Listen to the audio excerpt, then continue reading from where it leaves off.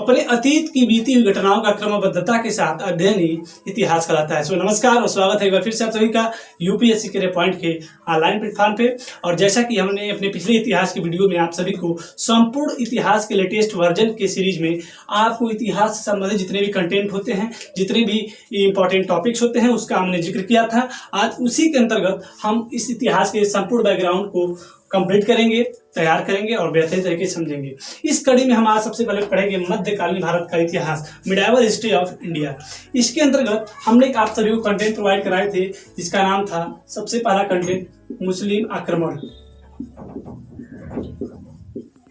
यानी इसमें हमें मुख्य रूप से मुस्लिम आक्रमण किस प्रकार भारत में शुरू होते हैं, किस प्रकार मुस्लिम सत्ता भारत में स्थापित होती है और किस प्रकार भारत में भी इस्लाम धर्म का उदय होता है, इन्हीं सब घटनाओं का क्रमबद्धता के साथ, समग्रता के साथ हम अध्ययन करेंगे।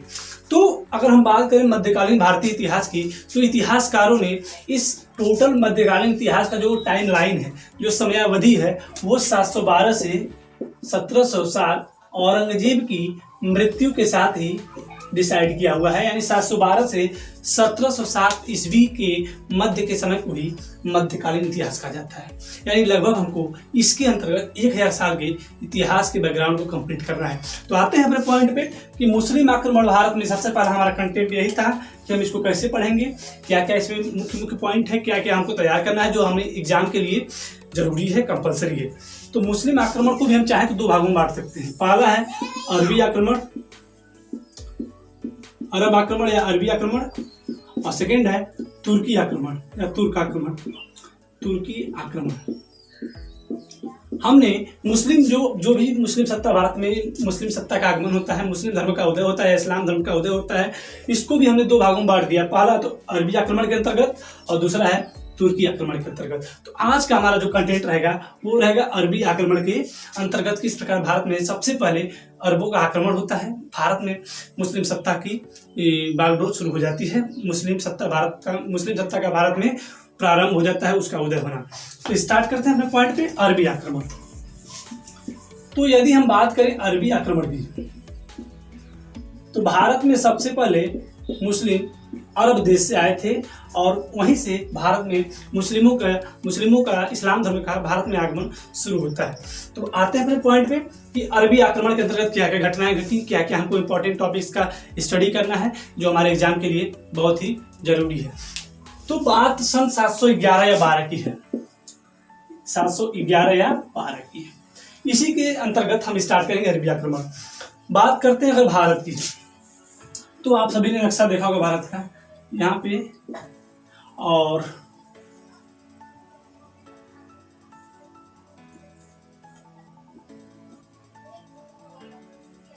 ये आपने भारत का नक्शा देखा होगा।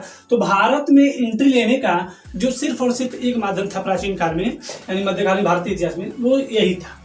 इसी के अंतर्गत हम भारत में एंट्री करते थे। भारत या कोई भी बाहरी जिसको भी भारत में एंट्री लेनी हो, उसको थल माध्यम से, स्थलीय माध्यम से, सिर्फ इसी माध्यम से वो भारत में एंट्री ले सकता है, क्योंकि इधर तो हिंद महासागर है और इधर हिमालय पर्वत है, तो घुसने का सिर्फ एक माध्यम था।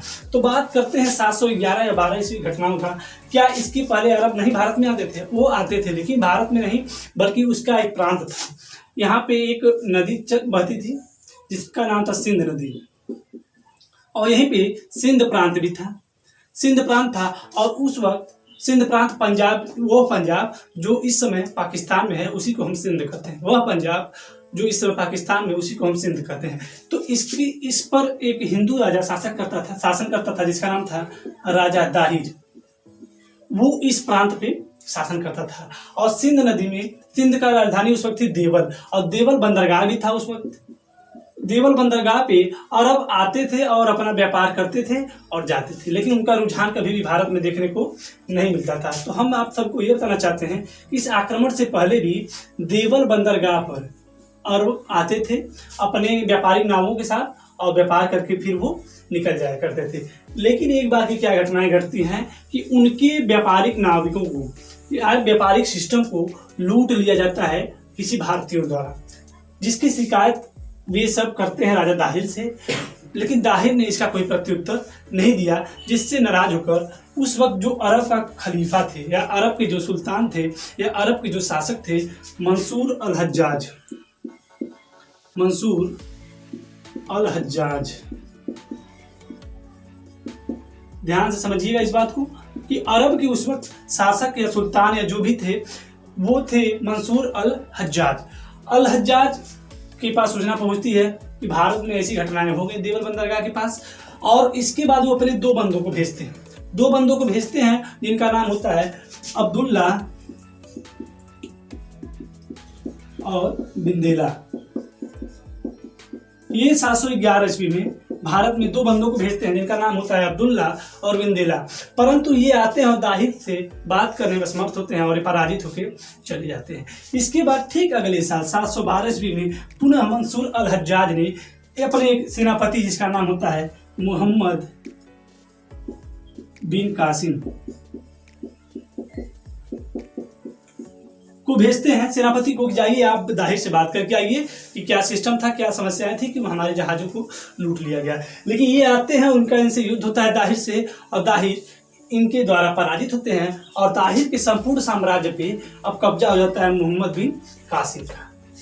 अब एक बार फिर से रिकॉल करते हैं कि हमने क्या कहा कि बात सन 711 की अगर बात करें क्वेश्चन की कि भारत में सबसे पहला सफल मुस्लिम आक्रमण किसने किया था, तो हमारा जवाब निकल के आता है मोहम्मद बिन कासिम। लेकिन इनसे पहले भी एक आक्रमण हुआ था अब्दुल्ला और बिंदेला के द्वारा जो 711 में हुआ था, लेकिन वो असफल रहा, इसलिए उसकी चर्चाएं हम नहीं करते हैं। बात अगर सफल मुस्लिम आक्रमण की बात होती है तो हमेशा नाम आता है किसका, मोहम्मद बिन कासिम। अब मोहम्मद बिन कासिम 712 ईस्वी में भारत आते हैं, राजा दाहिर से युद्ध करते हैं और युद्ध में जीत जाते हैं और सिंध प्रांत पे, संपूर्ण सिंध प्रांत पे कब्जा हो जाता है मोहम्मद बिन कासिम का। और यहीं से हमारा अरबी आक्रमण के अंतर्गत सबसे पहला हम लोग पढ़ना शुरू करेंगे मोहम्मद बिन कासिम के संपूर्ण क्रियाकलापों को, क्या क्या भारत में इनके अंतर्गत परिवर्तन हुए, क्या क्या भारत में नियम लागू किए गए।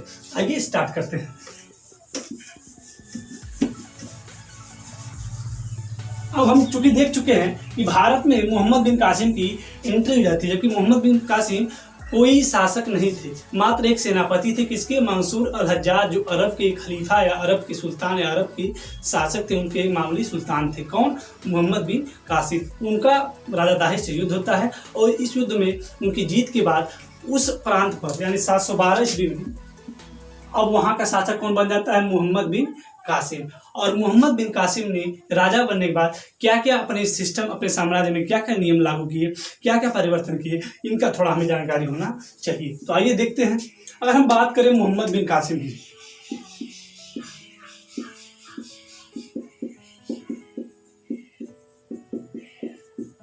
मोहम्मद बिन कासिम की बात करें, चूंकि ये इंपॉर्टेंट है और इनका जो टाइम लाइन है, भारत में मात्र 2 साल रहते हैं, 712 से 714 तक। इसके पहले का ना ही डाटा क्लियर है और ना ही इसके बाद का डाटा क्लियर है, क्योंकि इसके पहले मामूली सुल्तान थे, सेनापति थे मंसूर अल हज्जाज के। इसके बाद 714 में इनको वापस अरब बुला लिया जाता है किसी कारण की वजह से। तो यानी सिर्फ 2 साल के इनके भारत में शासन की समयावधि और शासन में किए गए कार्यों को हम पढ़ेंगे कि इन्होंने भारत में क्या क्या परिवर्तन किए, क्या क्या शासन किए। तो आते हैं, मोहम्मद बिन कासिम जब उस प्रांत पे, सिंध प्रांत पे अपना कब्जा कर लेते हैं, तो वो कहते हैं कि यदि आपको हमारे साम्राज्य में रहना है तो आपको धर्मांतरण करना पड़ेगा, यानी आपको इस्लाम धर्म स्वीकार करना पड़ेगा। यदि आप इस्लाम धर्म स्वीकार नहीं करते हैं तो आपको एक टैक्स देना पड़ेगा, जिस टैक्स का नाम रहा जजिया। यानी एक यहाँ से हमारा सबसे इंपॉर्टेंट टॉपिक बन गया कि जजिया कर सबसे पहले भारत में किसने लागू किया, तो वो किया था मोहम्मद बिन कासिम ने। भारत में सबसे पहले जजिया कर किस पे लागू किया गया, किसने लागू किया, तो मोहम्मद बिन कासिम ने। जजिया कर क्या होता है, जजिया कर काफिरों के द्वारा यानी गैर मुस्लिमों के द्वारा लिया जाने वाला टैक्स ही जजिया कर कहलाता है। जो हिंदू ना हो, जो कि गैर मुस्लिम हो, गैर मुस्लिम काफिरों के द्वारा लिया जाने वाला टैक्स ही जजिया कर कहलाता है। तो यहाँ से हमारा एक पॉइंट तैयार हुआ कि सबसे पहले भारत में जजिया कर लगाने वाला कौन शासक था, कौन मुस्लिम था, तो वो था मोहम्मद बिन कासिम। इसके बाद भारत में सबसे पहले ऊंट का पालन भी किसने शुरू किया, तो मोहम्मद बिन कासिम। इसके बाद भारत में सबसे पहले खजूर की खेती शुरू करने वाला वो भी था मोहम्मद बिन कासिम। उसके बाद अगर हम बात करें, भारत में सोने के सिक्के